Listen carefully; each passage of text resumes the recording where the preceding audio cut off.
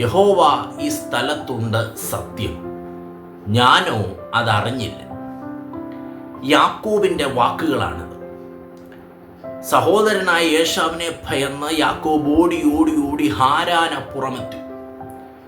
ഹാരാനപ്പുറമുള്ള ആ സാധാരണ സ്ഥലത്ത് ദൈവമുണ്ടെന്നും ദൈവസാന്നിധ്യമുണ്ടെന്നും യാക്കോബ് തിരിച്ചറിഞ്ഞത് എങ്ങനെയാണ്? ഓടി ഓടി ഓടി ഹാരാനപ്പുറമെത്തിയപ്പോൾ സന്ധ്യയായി. ഇനിയും യാത്ര ദുഷ്കരമാണ്.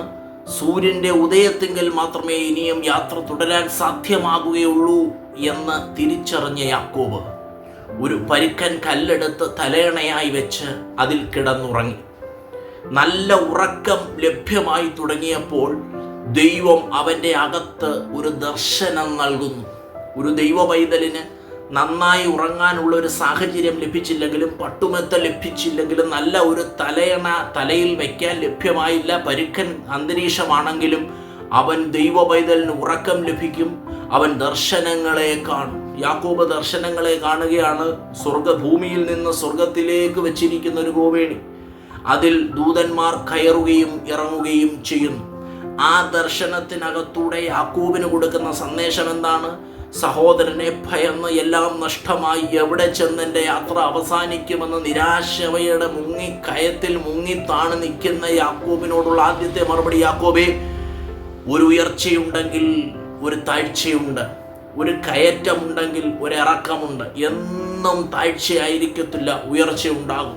എന്നും ഉയർച്ചയായിരിക്കത്തില്ല, ഒരു താഴ്ച ഉണ്ടാകും. ഈ ദർശനത്തെ കണ്ടുകൊണ്ടിരുന്നപ്പോൾ യഹോവയുടെ ആത്മാവ് അവനോട് സംസാരിക്കുന്നു, യാക്കോബേ, നീ പുറപ്പെട്ടു വന്ന ദേശത്തേക്ക് നിന്നെ സമൃദ്ധിയിൽ മടക്കി ശുഭകരമായി മടക്കി അയക്കുമെന്ന് യഹോവ അരുളി ചെയ്യുന്നു.